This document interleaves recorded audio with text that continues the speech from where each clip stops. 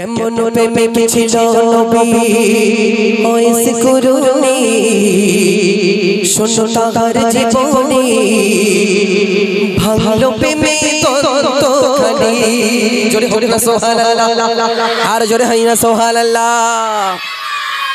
আল্লাহ রাসূলের সাথে এত মহব্বত এত ভালোবেসেছিলেন।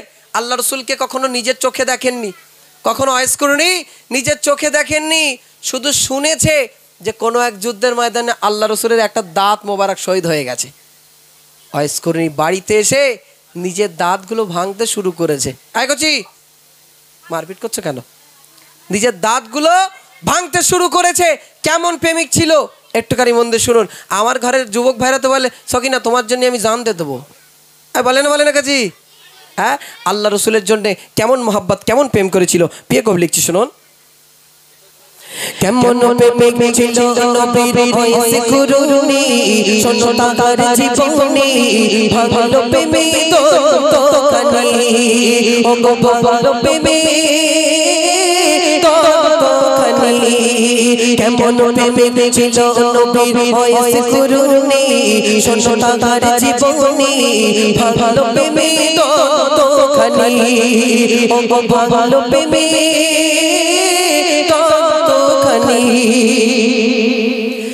মায়ের প্রেমিক নবীর আশিক ছিল ওয়াইস করুনি মায়ের তোরে তত ঘরে নবীকে সে দেখেনি দূর থেকে ওয়াইস নবীর পাগলা দিওয়ানা কাছে পেলেও মানে না আবু জাহেল নবী চিনল না আবু জাহেল নবী চিনল না।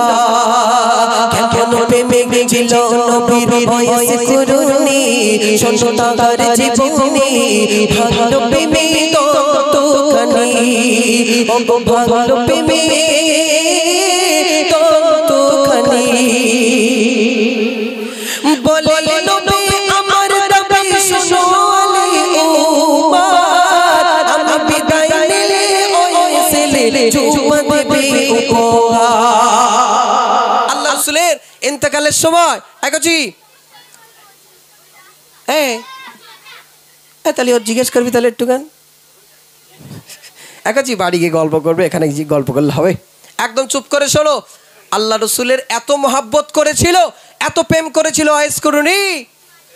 আল্লাহ রসুলও তাকে প্রচুর মহব্বত করতেন। শুধু বাড়িতে মা অসুস্থ থাকার কারণে আল্লাহ রসুলকে কখনো কখনো আল্লাহ রসুলের সাথে দেখা করতে যেতে পারেনি। একদিন হঠাৎ করে ওয়াইস করুনি আল্লাহ রসুলের সাথে দেখা করতে গেলেন, গিয়ে শুনলেন আল্লাহ রসুল কোনো একটা যুদ্ধের ময়দানে গেছে। কোথায় গেছি? একটা যুদ্ধের ময়দানে চলে গেছে। হঠাৎ করে বাড়ির কথা মনে পড়ে গেল, আমার আম্মাজান যে অসুস্থ রয়েছে, বাড়িতে চলে গেল আম্মাজানের খিদমত করতে।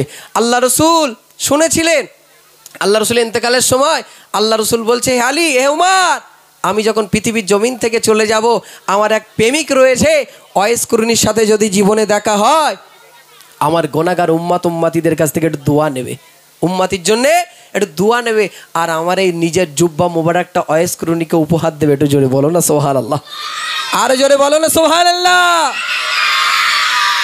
আল্লাহ রসুলের ইন্তেকালের আগে কি কেমন করে হযরত আলী হযরত উমারকে কি বলছে প্রিয় কবি লিখছে শুনুন। একজি একদম কথা বললে হবে না, একটা তাকবীর দাও না, আর এই তাকবীর।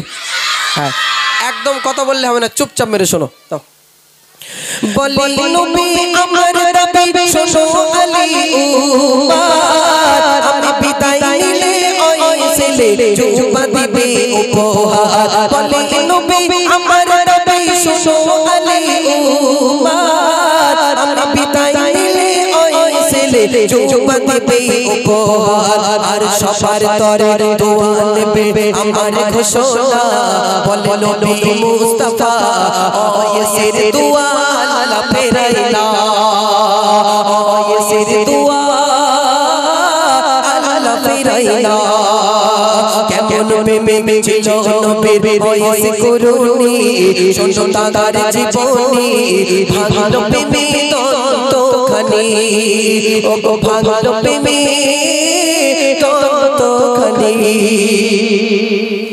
মায়ের সেবায় নবীর মায়া থাকতো ওয়াইস করুনি তাই তো খোদা হয়ে পিতা দিল ওয়াইস নূরানি মায়ের সেবায় নবীর মায়ায় থাকতো বয়স কুরুনি তাই তো খোদা হয়ে পিতা দিল বয়স নূরানি মায়ের সেবায় খুশি নবী খুশি রব্বানা আব্দুল মান্নান শোনো না মায়ের সেবা কবুল না ও মায়ের সেবা কবুল না নবীর প্রেমে কেমন প্রেমে ছিল নবীর বয়স কুরুনি সন্তান জীবনী ভালো প্রেমে তো খানি ও ভালো প্রেমে তো খানি নারী তাকবীর